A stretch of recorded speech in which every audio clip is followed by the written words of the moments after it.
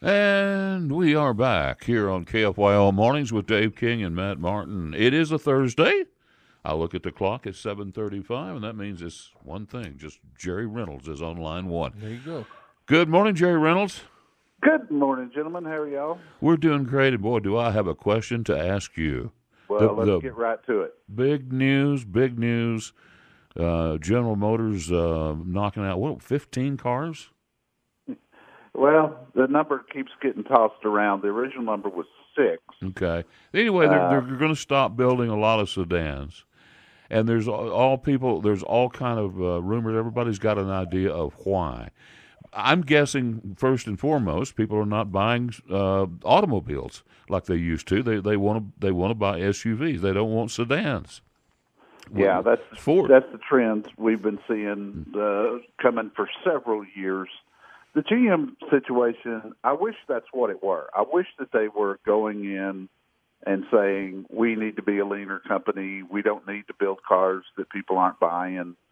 We're selling cars and losing money because we have to put so many incentives on. I wish all that were the reason that they were doing what they're doing, closing plants, and eliminating cars. But the truth is, they are doing this to amass money so they can put that money into electric vehicles and autonomous vehicles.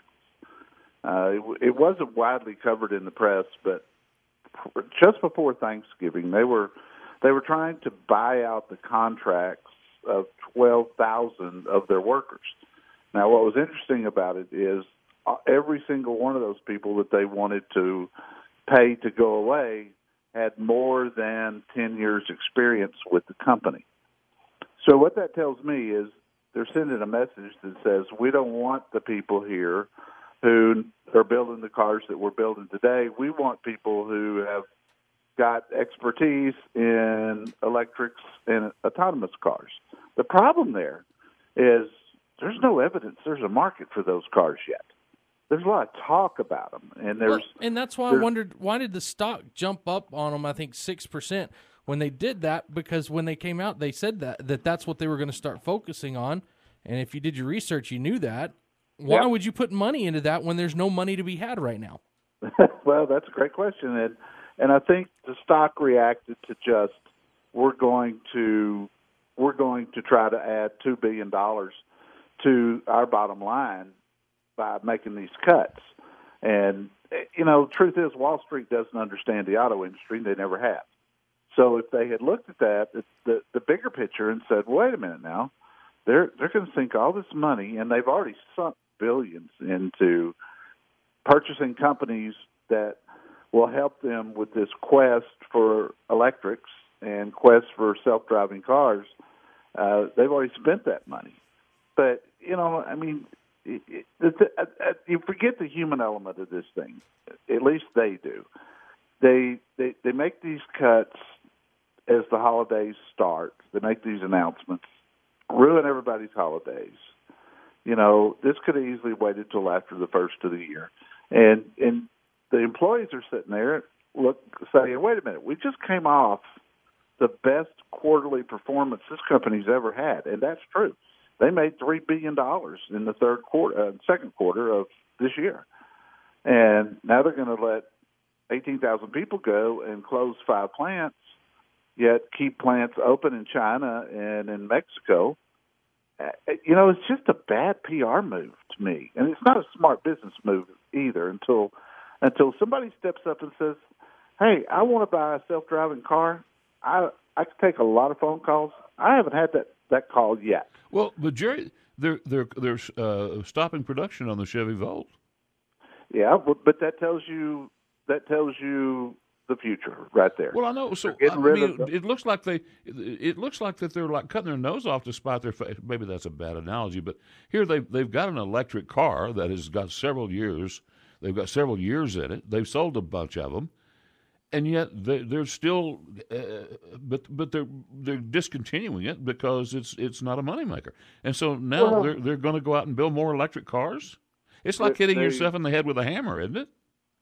Yes, it is. The Volt is a hybrid. The Bolt with a B is the electric car. So they're keeping the electric car, which is in line with everything else that they're doing. But the Volt has been a great car. I reviewed the first one in 2010, and I've had nothing but praise for that car. Same thing with Chevy Cruze. That was the only car on the list that I went, what? Chevy Cruze? That's been one of their best-selling small cars, and they've still got to meet federal standards for fuel economy. So if they get rid of their fuel-efficient cars and start building these electrics and they don't sell, they're going to find themselves in a world of hurt. I'm all for a leaner General Motors. I don't want to see them back in front of Congress begging for money. But in my opinion, if they don't do some things different, that's where they're headed. Okay, well, that brings up a point. Two questions, or one question I want to ask. Trump is saying he's going to cut subsidies to GM. I had no idea we were still subsidizing them. What are we doing? Giving them tax breaks, or are we giving them money? We're giving them federal tax credits for people who buy hybrids and electrics, and it's not exclusive to GM. It's across the board. So but that's probably Trump, just Trump talking. Yes. But that's a great point. I mean, we're paying people to buy these electric and hybrid cars, and they still represent less than 1% of the total market. What does that tell you? Well, yeah, it's just not smart. No, it's not. You build cars that people want to buy, and you got no problems. And I wrote this. It's on our website in a sound-off column that I did just a week ago that says, look, stick to what you're good at. You know, Ford's doing some of the same things. They're going out buying electric bicycle companies and scooter companies. And, you know, I'm just like, why don't you just build some great cars? You know, it's kind of simple. Henry Ford started this thing, had no vision of electric cars, and Ford Motor Company owned bicycles and golf carts and all the other stuff that they're getting into. It makes no sense to me. You stick with what you're good at. Hey, Jerry, I'm sorry to do this to you. We're going to have to take a break, and we haven't gotten to your car of the week. Is there any way that you have time to stay over for one more segment? Yeah, sure. Okay. I'll stick with you. I apologize, but we're going to go ahead and take a break, and when we come back, we'll get to your car of the week. And we are back with the Car Pro, Jerry Reynolds. Jerry, again, that was good information. I got one more question to ask you. Sure. I've had more than one new car dealer that has told me there's too many players in the game. We got too many new cars chasing too few buyers. Do you see any truth in that? Yeah, I do to a degree. You know, the business has been so good for the past 5 or 6 years. We've sold over 17 million cars each of those years. And then, 10 years ago, when the industry got to 15 million cars, everybody was happy. So it takes more cars now, and the economy continues to improve. There's always going to be some cars that sell and some cars that don't sell, and that goes back to the beginning of the auto industry 100 years ago. It's always been that way. There's never been, and it's cyclical. You know, one car company gets on top. If I had to choose a couple right now, Subaru and Jeep are riding high right now. Jeep?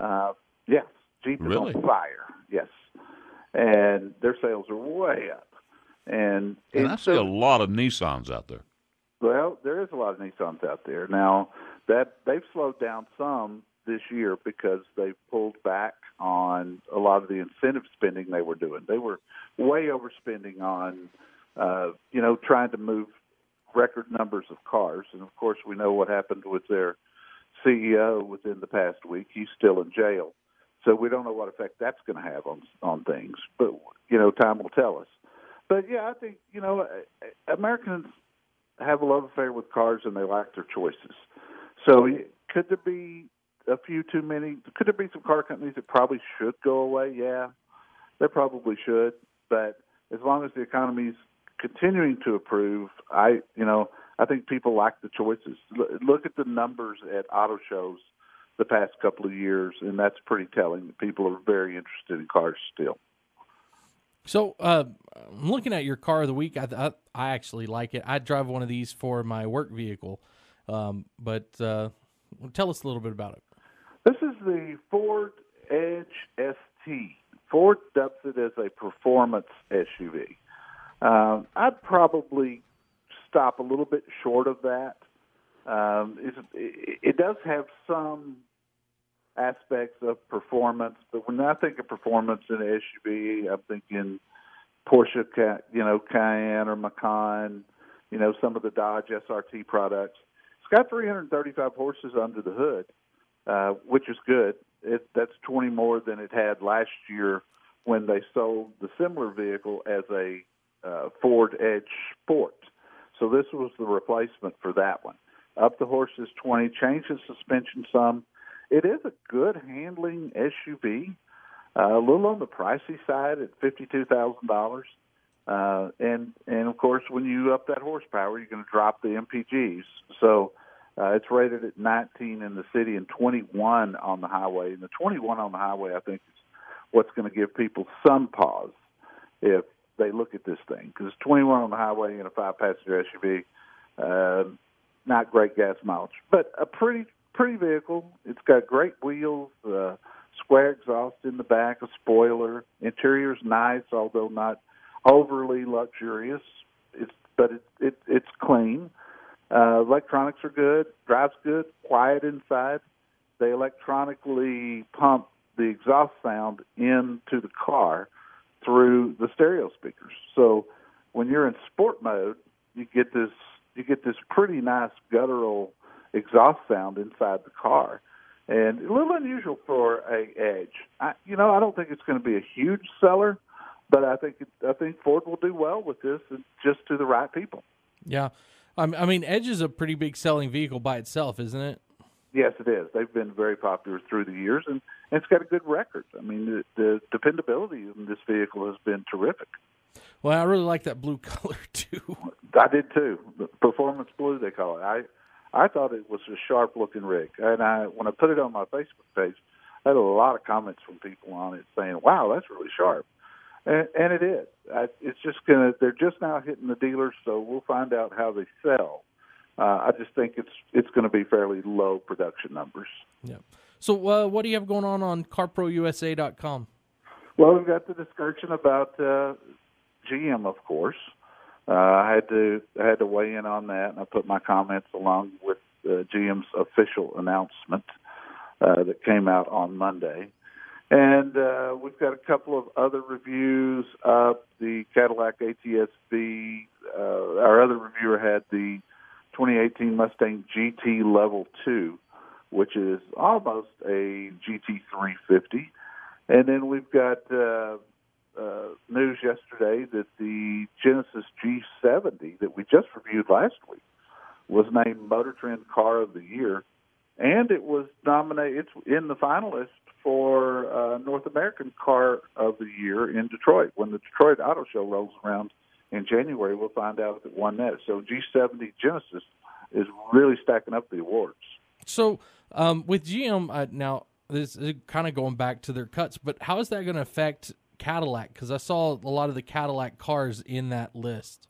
Yeah, two of their cars were definitely being chopped. Neither one of them sold any numbers at all. I mean, they've never been popular cars. Okay. And I think the designers at Cadillac made some pretty bad mistakes by making all their cars look exactly alike except change the sizes.